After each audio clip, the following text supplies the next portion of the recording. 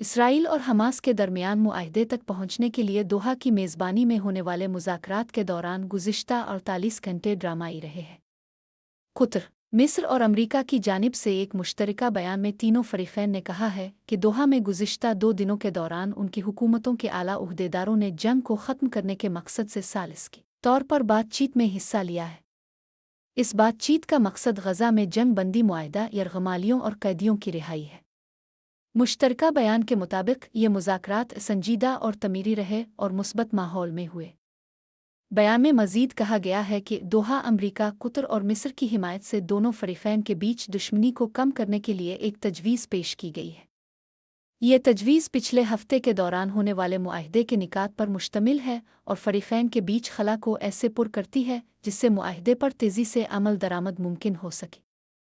Tehran میں Hamas کے سیاسی بیورو کے سربراہ اسماعیل ہنیہ کے قتل کے بعد منعقد ہونے والے ان مذاکرات میں خاص بات وہ چند منٹ ہے جس دوران اسرائیلی وفد کو دوحہ کے ہوٹل میں مزید ایک رات قیام کرنے پر راضی کیا گیا تاکہ اگلے دن مذاکرات مکمل کیے جا سکے۔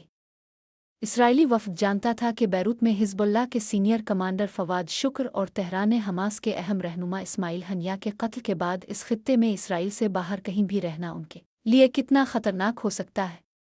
یاد رہے کہ گزشتہ ماہ حماس کے سیاسی ونگ کے سربراہ اسماعیل ہنیہ ایران کے دارالحکومت تہران میں ایک فضائی حملے میں ہلاک ہو گئے تھے۔ خیال کیا جاتا ہے کہ ہنیہ کے قتل کے پیچھے اسرائیل کا ہی ہاتھ تھا۔ ہنیہ کے قتل سے چند گھنٹے قبل اسرائیل نے لبنان کے دارالحکومت بیروت میں ایک فضائی حملے میں حزب اللہ کے اہم رہنما فواد شکر کو بھی ہلاک کیا تھا۔ اسرائیلی وفد کا ہوٹل کے بجائے جہاز میں رات گزارنے کا فیصلہ۔ ثالثوں کے دباؤ کے بعد وفد نے ایک اور رات قیام کرنے کا فیصلہ کیا، تاہم سلامتی کے خطرات ان کے لیے اتنی تشویش کا باعث تھے کہ انہوں نے اس جہاز میں بھی رات گزارنے کے امکان کا جائزہ لیا جس پر وہ اسرائیل سے دوحہ پہنچے تھے۔ اسرائیلی وفد نے اسرائیل کی نجی سیکیورٹی اور جہاز میں ساتھ لائے گئے خاص ہتھیاروں پر انحصار کرنے کی کوشش کی۔ اس کے علاوہ انہوں نے اس امکان کا بھی جائزہ لیا کہ اگر وہ طیارے میں رات گزارتے ہیں تو قطری سیکیورٹی اہلکار کس طرح بیرونی طور پر طیارے کی حفاظت کریں گے۔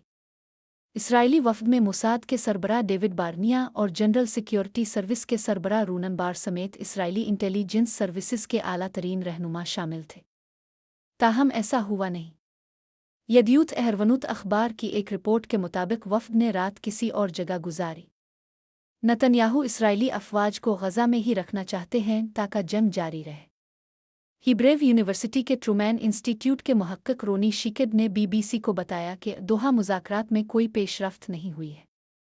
ان کا خیال ہے کہ اہم مسئلہ یہ ہے کہ حماس جنگ بندی اور غزہ کی پٹی سے اسرائیلی افواج کا انخلا چاہتا ہے، جبکہ دوسری طرف نتن یاہو اسرائیلی افواج کو غزہ میں ہی رکھنا چاہتے ہیں تاکہ جنگ جاری رہے۔